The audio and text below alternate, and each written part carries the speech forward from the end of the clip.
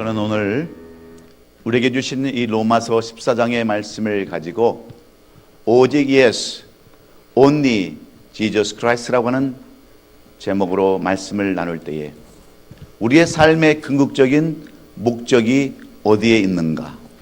우리는 무엇을 위해서 살아야 되는가? 오늘 이 말씀을 깨닫고 다시 한번 변화의 길로 우리 함께 달려가는 우리 모든 성도들이 될 수 있기를 주의 이름으로 축원합니다. 미국 동부 메릴랜드 주에 조이 에릭슨이라고 하는 여인이 있습니다. 이 여인은 사춘기 때, 그러니까 티네이저 시절에 체스틱 베이라고 하는 그런 강가에서 다이빙을 하다가 그만 사고로 전신 마비의 장애가 되고 말았습니다. 이제 한참 꿈을 가지고 살아가야 할 이 어린 나이에 전신 마비의 그런 중증 장애가 왔으니 여러분 얼마나 실망이 됐고 얼마나 삶이 고달팠겠습니까? 그녀는 어려서부터 예수 그리스도를 믿고 그리스도인이 되었지만 정말 자기에게 다가온 그 절망, 그 어려움 때문에 믿음을 제대로 지킬 수가 없었습니다. 아무것도 움직일 수 없는 중증 장애인, 전신 마비의 장애인으로 살아간다고 하는 것이 너무나도 깜깜하고 앞날이 너무나도 무겁기에 그녀는 늘 하나님을 원망하며 살았습니다. 왜 나에게 하필 이런 일이 일어났을까? 그는 하나님을 원망하면서 죽음의 길을 자꾸 생각합니다. 이럴 바에는 차라리 죽는 것이 낫다라고 수없이 되뇌었지만 그녀는 스스로 죽을 수도 없었습니다. 그러다가 그녀는 마음을 바꿉니다. 내가 이렇게 된 것이 무슨 하나님의 뜻이 있겠지. 내가 이렇게 된 것은 어떤 하나님의 의도가 있겠지 생각하며 하나님 앞에 기도를 시작합니다. 하나님, 이 세상 모든 만물을 주관하시는 분이 하나님이신데 내가 이렇게 된 것도 하나님의 뜻이 있지 않겠습니까? 내가 비록 이렇게 중증 장애자로 살아가고 있지만 내가 하나님을 위해서 한 번이라도 쓰임을 받을 수 있다고 한다면 나는 하나님을 찬양하는 사람으로 살겠습니다라고 고백합니다. 기도합니다. 그리고 그녀는 깨닫기 시작합니다. 그렇다면 내가 할 수 있는 일이 무엇일까? 내가 움직일 수 있는 것이 무엇일까? 그녀는 생각하다가 자기의 입술이 움직이는 것을 발견했습니다. 그래서 그녀는 볼펜을 물고 그때부터 그림을 그리기 시작합니다. 그림을 그리는데 얼마나 하나님께서 영감을 주시는지 그리는 그림마다 많은 사람들에게 감동을 주고 이 여인의 이름이 점점 알려지기 시작하자 미국에 있는 볼펜 회사에서 광고 모델로 제의를 해왔습니다. 광고 모델로 쓰겠다라고 하는 요청이 들어왔습니다. 그때 이 여인은 이렇게 회사 측에다가 조건을 걸었습니다. 내가 나오는 모든 광고 자막마다 그 밑에다가 PTL이라고 하는 이니셜을 반드시 써 넣어달라고 조건을 걸었습니다. 자기의 풀네임을 내달라고 부탁한 것이 아니라 돈을 좀 더 달라고 부탁한 것이 아니라 조건을 걸은 것이 아니라 내가 등장하는 모든 광고마다 그 밑에 PTL이라고 하는 Praise the Lord라고 하는 이 PTL이라는 이니셜을 넣어달라는 그러한 조건으로 광고 계약을 맺었습니다. 그랬을 때 하나님께서는 이 여인을 어떻게 쓰신 줄 아십니까? 비록 중증 장애인, 온 몸을 쓸 수 없는 그러한 장애인이지만 이 여인은 나중에 복음 전도자가 됩니다. 그리고 장애인 인권 운동가가 됩니다. 그리고 미국에서 가장 영향이 있는 백인의 한 사람으로 쓰임을 받게 합니다. 무엇 때문입니까? 자기 자신은 다 내려놓고 오직 여호와를 위하여, 오직 주님을 위하여 살겠다라고 고백하는 사람에게 하나님은 크신 은혜, 특별한 은총을 베풀어 주시기 때문인 줄로 믿습니다. 그런데 우리의 삶은 어떤 삶을 살아갑니까? 여러분들은 역경이 찾아오고 힘들 때 어떻게 반응하십니까? 많은 사람들이 힘들고 어려우면 불평합니다. 원망합니다. 짜증을 냅니다. 그리고 하나님이 없는 그러한 삶을 살아가는 사람들이 많이 있습니다. 그러나 오늘 우리는 어떤 삶을 살아야 되겠습니까? 무엇을 여러분 바라보고 살아야 되겠습니까? 시편 기자는 우리에게 항상 이런 삶을 살라고 우리에게 당부합니다. 시편 147편 1절에 할렐루야, 우리 하나님을 찬양하는 일이 선함이요 찬송하는 일이 아름답고 마땅하도다, 이렇게 말씀하고 있습니다. 비록 힘들고 어려운 삶을 살아간다 할지라도 우리 하나님을 찬양하고 경배하고 찬송하는 일이 우리 그리스도에게서 아름답고 마땅한 일이라고 이렇게 권면하고 있습니다. 저는 요즘 우리 교회 뒷뒤에 심어놓은 고추, 그 다음에 가지는 아니죠, 오이, 토마토, 상추, 파, 이런 것들을 보면서 새삼 하나님의 은혜를 깨닫습니다. 우리가 제대로 물밖에 주지 않는데도 불구하고 그 농작물들이 계속해서 자라나고 먹거리를 제공합니다. 하나님께서 베풀어 주시는 햇빛과 공기와 또 물로 인해서, 영양분으로 인해서 날마다 채소거리들은 풍성하게 자라고 있습니다. 이런 것은 일반적인 모든 사람들에게 주는 일반적인 은총입니다. 우리의 삶 가운데도 모든 사람들이 햇빛을 공급받습니다. 산소를 공급받습니다. 똑같이 아름다운 자연을 우리가 누리면서 살아갑니다. 그런데 어떤 사람들은 이 주시는 일반적인 은혜에 대해서 감사하며 살아갑니다. 하나님, 오늘도 건강을 주셨군요. 오늘도 우리에게 생명을 주셨군요. 우리에게도 오늘 이렇게 아름다운 교회를 주셨군요 하면서 감사하는 사람이 있는가 하면 불평과 원망과 짜증으로 살아가는 사람들도 많이 있습니다. 여러분, 이런 사람들의 차이는 어디에 있습니까? 내가 어디로 와서 무엇 때문에 사는지 우리의 근본을 알지 못하는 차이 때문에 그렇습니다. 인생의 근원을 모르기 때문에 내가 어디로 와서 어디로 가는지 삶의 목적을 모르고 살아가기 때문에 자그마한 일반적인 은혜에도 어떤 사람은 감사하고 어떤 사람은 그것에서 감사하지 못하므로 하나님은 일반적인 은혜에 감사하는 사람에게 특별한 은혜를 더하시는 줄로 믿습니다. 오늘 본문은 사도 바울이 로마 교회와 성도들에게 주시는 말씀입니다. 로마 교회는 두 종류의 사람들이 있었습니다. 율법주의에서 빠져서 그 율법으로 사는 유대인들과 새롭게 예수 그리스도를 믿고 사는 일반 대중 사람들이 있었습니다. 일반 이방인 신자들이 있었습니다. 그런데 이들이 서로 하나가 되지 못합니다. 서로 다투고 분쟁하며 살아갑니다. 무엇 때문입니까?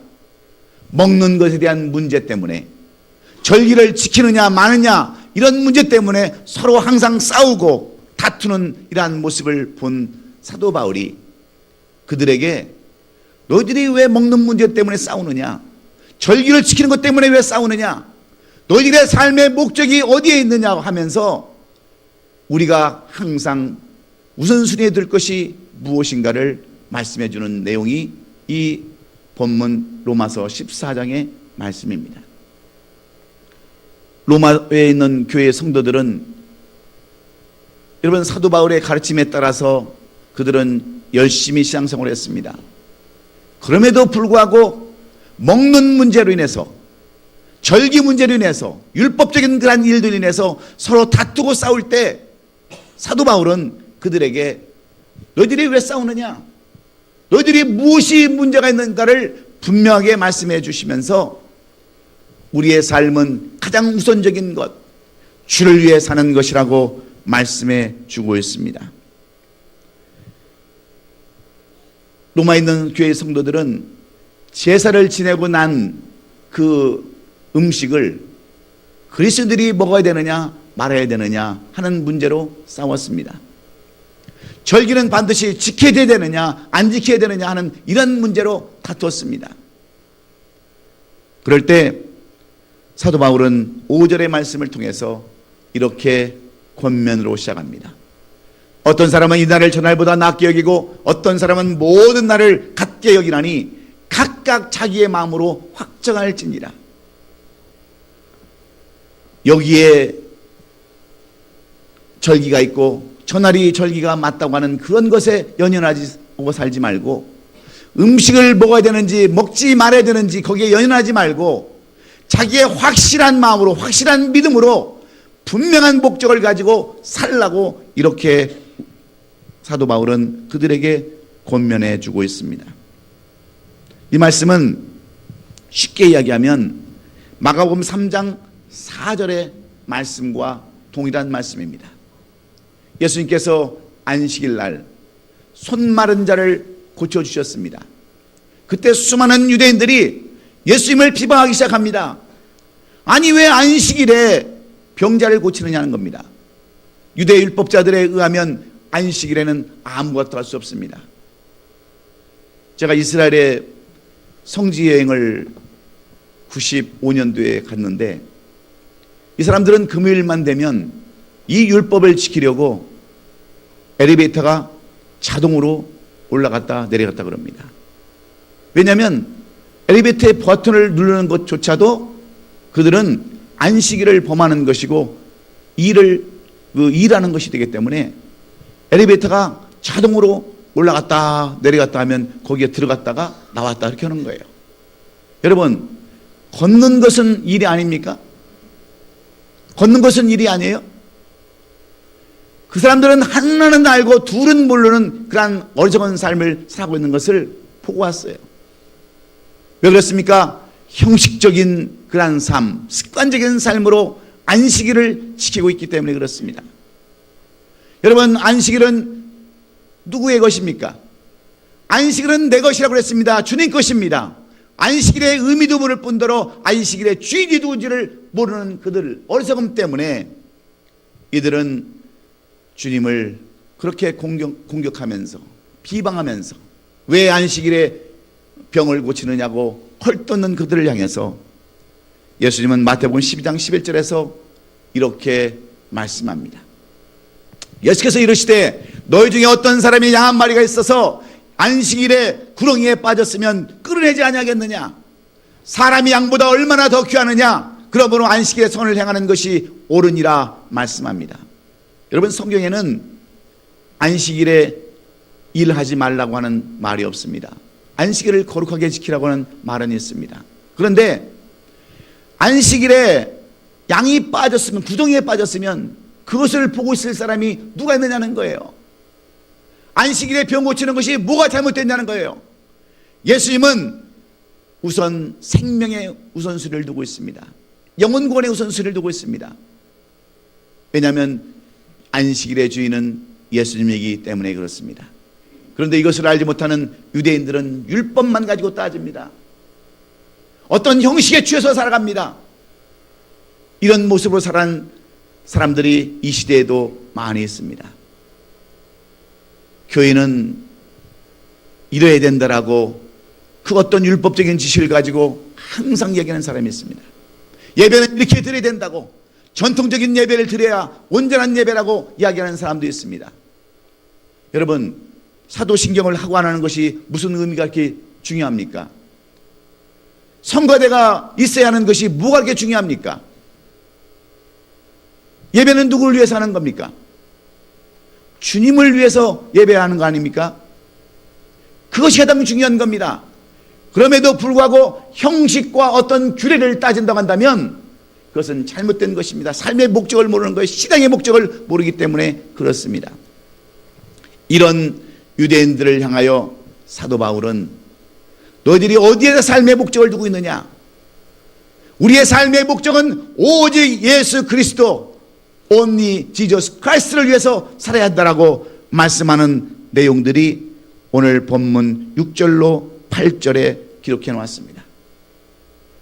나를 중히 여기는 자도 주를 위하여 중히 여기고 먹는 자도 주를 위하여 먹으니 이는 하나님께 감사하며 먹지 않는 자도 주를 위하여 먹지 아니하며 하나님께 감사하느니라. 우리 중에 누구든지 자기를 위하여 사는 자가 없고 자기를 위하여 죽는 자도 없도다. 우리가 살아도 주를 위해서 살고 죽어도 주를 위하여 죽나니 그러므로 사나 죽으나 우리가 주의 것이로다 말씀하면서 우리의 삶의 궁극적인 목적, 최고의 목적은 무엇이 되어야 된다라고 가르칩니까? 여기서 가장 많이 나오는 단어가 어떤 단어예요? 주를 위하여입니다. 주를 위하여. 우리가 먹든지 마시든지 살든지 죽든지 다 주를 위해 사는 것이 우리 그리스도인들이 해야 할 일임을 성경은 분명하게 제시해 주고 있습니다. 사랑하는 성도 여러분, 무엇 때문에 살아야 합니까? 삶의 목표와 목적이 어디에 있으십니까? 다 주를 위해서 사는 것이 우리 그리스도인의 삶의 목표인 줄로 믿습니다. 그래서 8절의 말씀대로 우리가 주의 것이라고 한다면 우리는 죽으나 살으나 주를 위해서 살고 주를 위해서 찬양하며 주 앞에 영광을 돌려야 되는 줄로 믿습니다. 그러면 주를 위해 산다고 하는 것은 무엇을 의미합니까? 어떤 것이 주를 위해 사는 것이라고 말씀하고 있습니까? 내 중심에 어떤 목적이 있는가를 생각해 봐야 합니다. 오늘 보면 19절에 보면 성경은 이렇게 말씀합니다. 그러므로 우리가 화평의 일과 서로 덕을 세우는 일을 심쓰나니라고 오늘 본문 19절은 이렇게 기록하고 있습니다. 우리가 하나님을 위해서 주를 위해서 사는 것은 바로 화평하는 일과 덕을 세우는 일임을 분명하게 이야기하고 있습니다. 여러분, 주를 위해 산다고 하는 것은 무슨 말입니까? 내가 우리의 어떤 삶 가운데서 남들과 화평을 이루고 서로 덕을 세우는 일이 바로 주를 위해서 세우는 일인 줄로 믿습니다. 어떤 사람들은 하나님의 일을 하면서 주를 위해서 일한다고 하면서 가정은 다 팽개쳐 버립니다. 집에서는 청소도 안 합니다. 집에서는 설거지도 안 합니다. 그런데 교회에 와서 봉사하고 헌신한다고 물론 필요하죠. 그러나 교회 와서 헌신하고 교회 와서 전도하고 한다고 하면서 가정에서 자녀들에게 본이 되지 못하고 한다고 하면 남편이나 아내에게 실족하는 그러한 삶을 살아간다고 한다면 그것은 화평하는 일이 아닙니다. 덕을 세우는 일이 아닙니다. 가정에서부터 먼저 헌신하고 봉사하고 쓰임받아야, 그리고 교회 와서도 헌신하고 희생해야 그것이 바로 주를 위해서 하는 일인 줄로 믿습니다.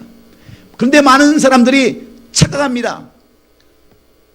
주의 일만 하면 모든 것을 다, 가정도 화평하고 다 화평할 것이라고 착각하며 살아가기에 주를 위해 산다고 하는 것은 먼저 화평하는 일과 서로 덕을 세우는 일이라고 사도 바울은 이렇게 우리에게 권면하고 있습니다. 여러분, 우리가 돈을 버는 목적이 있습니다. 여러분들은 무엇 때문에 돈을 버십니까? 무엇 때문에 돈을 벌어요? 우리의 필요를 채우기 위해서 여러분 돈을 버는 거 아닙니까? 그런데 많은 사람들이 어떻게 생각을 해요? 내가 이렇게 힘들게 버는 돈을 왜 남을 위해서 쓰느냐고 그냥 묻어둡니다. 그리고 자기만을 위해 씁니다. 이것은 남을 위해서 쓰는 그 일을 하는 것이 아니라 자기를 위해서 하는 일들입니다. 여러분, 우리는 많은 때 중보기도를 합니다. 우리는 지금 111 기도운동을 하는데 1부는 교회를 위해서, 1부는 우리 교인들의 사업과 가정을 위해서, 직장을 위해서 기도합니다. 그리고 자녀들을 위해서 기도합니다. 그런데 여러분, 이 목적을 어디에 두고 있습니까? 우리는 이 목적을 남을 위해서, 교회를 위해서, 자녀를 위해서, 이웃을 위해서 기도하는 건 아닙니까? 이런 기도는 나를 위한 기도가 아니라 바로 우리의 모든 것 되시는 주님을 위하는 기도이기에 이런 기도를 하나님께서 받아주시는 줄로 믿습니다. 우리 하나님께서 가장 싫어하는 것이 있습니다. 여러분, 그것이 무엇인 줄 아세요? 그것은 우상 숭배입니다. 피조물인 인간이 하나님을 배반하고 다른 것에 우선순위를 두는 것, 다른 것에 목적을 두는 것, 이것을 하나님은 가장 싫어한다고 했습니다. 물론 하나님은 교만도 싫어합니다. 거짓도 싫어합니다. 여러 가지 모든 가식도 싫어합니다. 그러나 주님께서 가장 싫어하는 것은 바로 우상 숭배입니다. 하나님보다 먼저 앞서는 것, 하나님 순위보다 우선되는 것, 이것을 가장 싫어하는 하나님이시기에 성경에서 출애굽기 3장 14절에서는 이렇게 말씀하고 있습니다. 너는 다른 신에게 절하지 말라. 여호와는 질투라 이름하는 질투의 하나님이라. 얼마나 여러분 무서운 말씀입니까? 우리 하나님은 사랑의 하나님, 능력의 하나님, 권능의 하나님, 목자 되시는 하나님, 수많은 아름다운 이름이 있지만 그 이름 하나 가운데가 바로 질투하는 하나님이십니다. 여러분, 질투 아세요? 질투는 뭡니까? 어떤 것에 대한 그 마음이, 그 간절한 마음 아닙니까? 어떤 것에 대한 잘못된 것에 대해서 정말 너무너무 가슴 아파하는 것이 바로 질투 아니겠어요? 하나님은 하나님보다 더 우선순위에 두는 것을 가장 질투하시는 하나님이라고 분명하게 말씀해 주고 있습니다.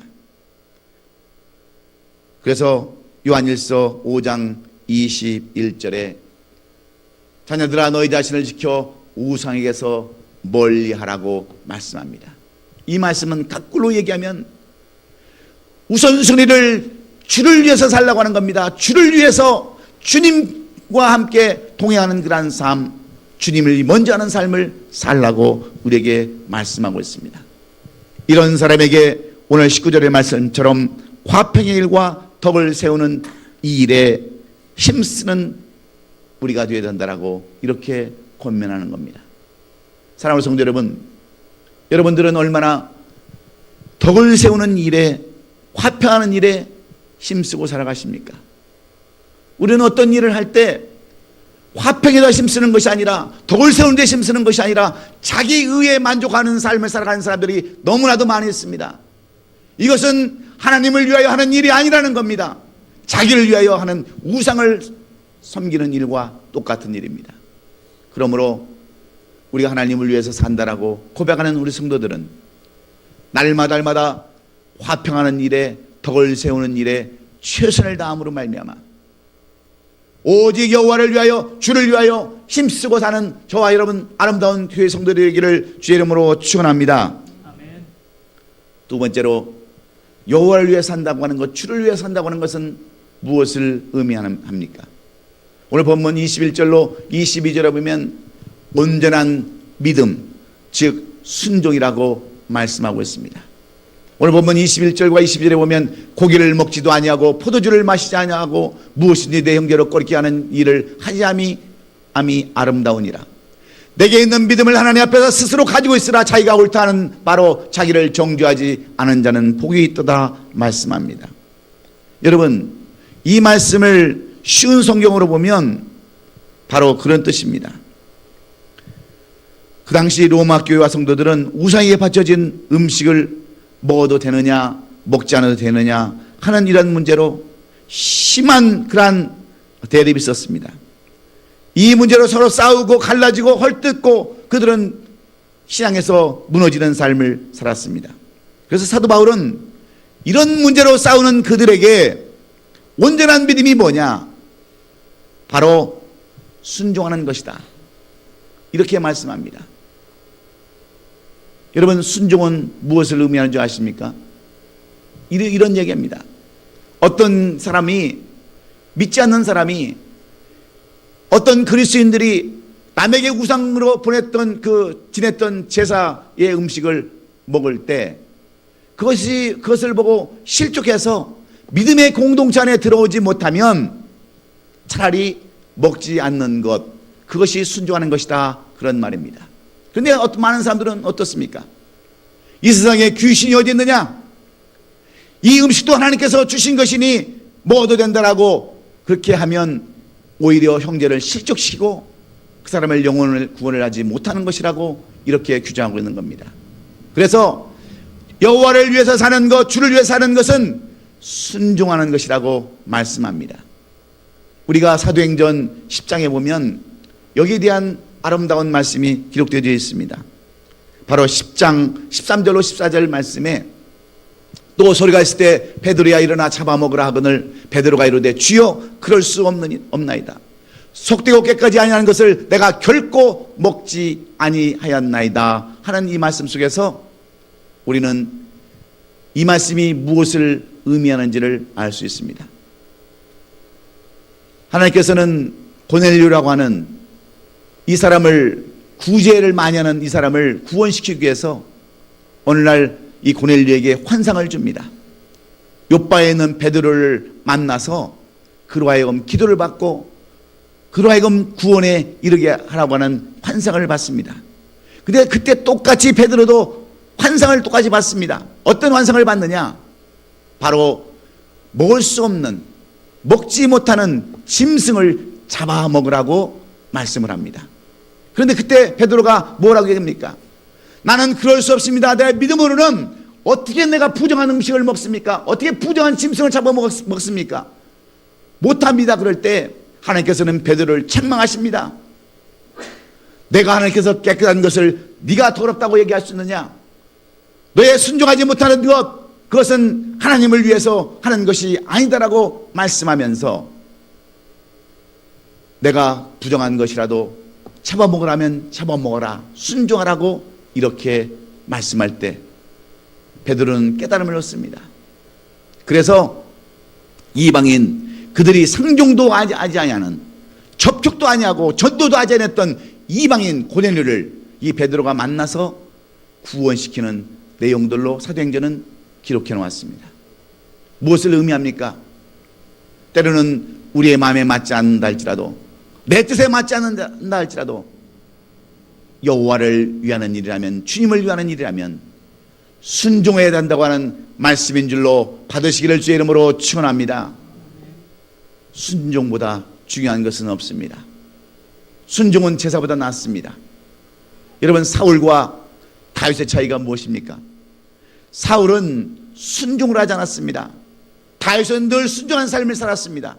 그래서 오늘 여호와를 위해 산다고 하는 것은 바로 순종하는 것, 이것이 온전한 믿음인 것을 여러분 기억하시고, 무슨 말씀을 하면 함께 순종하는 저와 여러분 되시기를 주의 이름으로 축원합니다. 오늘 우리는 이 예배를 마치고 또다시 노방전도를 나갑니다. 여러분, 노방전도하기가 쉽습니까? 얼마나 때로는 창피하고 시간도 없고 할 일도 많은데 노방전도 하라고 그러면 왜 또 그걸 시키는가, 그렇게 생각하는 사람도 있습니다. 그러나 우리가 주를 위해서 산다고 한다면, 여호와를 위해서 산다고 한다면 이 말씀에도 순종해야 되는 줄로 믿습니다. 그래서 오늘 본문 23절에 보면 믿음에 따라 하지 아니하는 것은 다 죄니라. 바로 순종하지 않는 것, 이것은 다 죄라고 말씀하고 있는 줄로 믿습니다. 마지막으로 우리가 주를 위해서 산다고 하는 것, only Christ, 주님을 위해서 산다고 하는 것은 무엇을 의미합니까? 그것은 바로 하나님과의 관계에 있어서 의로움이 있어야 되는데 그 의로움이 뭐냐? 바로 행함을 말씀해 주고 있습니다. 오늘 본문 23절에 보면 성경은 의심하고 먹는 자는 정죄되었나니 이는 믿음을 따라 하지 아니하였기 때문이라. 믿음을 따라 하지 아니하는 것은 다 죄니라고 말씀합니다. 의심하며 먹는 사람은 정죄를 받는데 그것은 믿음에서 나온 것이 아니기 때문이라는 겁니다. 믿음에서 나오지 않은 것은 다 죄라고 그랬는데 무슨 말입니까? 이것은 쉽게 말씀드리면 믿음은 행함이 있어야 한다고 하는 그러한 말씀입니다. 우리는 보통 의로움 그러면 깨끗함만을 생각합니다. 정결함만 생각합니다. 그런데 의로움은 곧 믿음이요, 믿음은 행함이 있어야 되는 줄로 믿습니다. 그래서 창세기 15장 6절에서 아브라함이 여호와를 믿으니 여호와께서 그를 의로 여기셨다고 하는 말씀이 기록되어 있습니다. 여러분, 왜 하나님께서는 아브라함을 의로 여기셨습니까? 왜 그를 의로운 사람으로 여러분 삼으시고 믿음의 조상으로 세우셨습니까? 아브라함은 한 번도 가보지 못했던 그 땅을 오직 여호와의 말씀을 믿고 따라 행동으로 갔던 사람입니다. 내가 하나님을 믿습니다라고 입술로만 고백한 것이 아니라 실제적으로 삶으로 행동으로 옮겼기에 하나님께서는 아브라함을 의로 여기셨다라고 이렇게 기록하고 있습니다. 여러분, 아무리 우리가 믿음이 있다 할지라도, 하나님을 믿는다 할지라도, 우리가 믿음이 많다 할지라도 그것을 행동으로 옮기지 못한다고 한다면 그 믿음은 죽은 믿음이요, 온전하진 믿음이 아니기에 야고보서 2장 17절에서는 이와 같이 행함이 없는 믿음은 그 자체가 죽은 것이라고 이렇게 얘기하고 있습니다. 사랑하는 성도 여러분, 믿음은 행동으로 나타나야 온전한 믿음인 줄로 믿습니다. 그렇지 않습니까? 행동이 없는 그러한 믿음은 어디다 써먹겠어요? 그래서 우리가 교회를 위해서 기도할 때, 가정과 직장을 위해서 기도할 때, 자녀들을 위해서 기도할 때 믿음만 가지고 사는 것이 아니라 직접 죽어가는 영혼들을 살리는, 나가는 발걸음으로, 복음을 전하는 발걸음으로 우리가 살아야 되는 줄로 믿습니다. 그래서 예수님도 평생을 복음 전하는 일로 다 보내지 않았습니까? 하나님의 말씀만 전하면 무슨 의미가 있겠어요? 그래서 남은 생에는 복음 전하는 일에 모든 자신을 다 바쳤던 것을 우리는 기억해야 됩니다. 여러분, 우리는 삶의 궁극적인 목적은 주를 위해 사는 것입니다. 왜? 우리는 다 주의 것이니까. 그런데 거기에도 여러분 순서가 있습니다. 우리는 분명한 그러한 화평과 덕을 세우는데 목적을 두어야 하며, 순종하는데 우리가 초점을 맞추고 행함으로 살아갈 때 우리는 주님이 우리를 위해서 베풀어 주신 일반 은총을 뛰어넘어서 특별한 은총으로 살아가게 될 줄로 믿습니다. 여러분, 우리 교회는 이렇게 변화를 추구하고 있습니다. 왜 그런 줄 아십니까? 아무리 우리가 말을 하고 행동한다 할지라도 실제로 이렇게 하지 않으면 우리에게는 어떤 다른 변화가 없기 때문에 그렇습니다. 그래서 우리는 일주일 동안 엄청난 고생을 했어요. 사역자들이 나와서, 장로님들이 나와서 이 무대를 장치하고 페인트를 칠하고, 이런 것들은 무엇 때문입니까? 바로 변화로 가는 행함을 나타내기 위함인 줄로 믿습니다. 여러분, 다 우리의 삶의 궁극적인 목적은 주를 위해 사는 겁니다. 우리가 정말 세상을 살고 나를 위해 사는 것 같지만 결국은 주님을 위해 사는 것임을 분명히 깨달으시고, 화평과 덕을 세우는 것이 바로 주를 위해 사는 것이다. 순종하며 사는 것이 주를 위해 사는 것이다. 행동으로 옮기는 것이 주를 위해 사는 것이다 라는 것을 분명히 깨닫고, 유대인들처럼 율법에 빠져 살지 말고 어떤 형식에 빠지지 말고 말씀대로 사는 우리 얼바인 아름답게 성도들이 될 수 있기를 예수님의 이름으로 축원합니다. 그런 사람들에게 하나님은 놀라운 은혜의 축복과 평강의 축복을 허락해 주실 줄로 믿습니다. 이런 성도들이 되시기를 다시 한번 주의 이름으로 축원합니다. 축원합니다. 기도하겠습니다.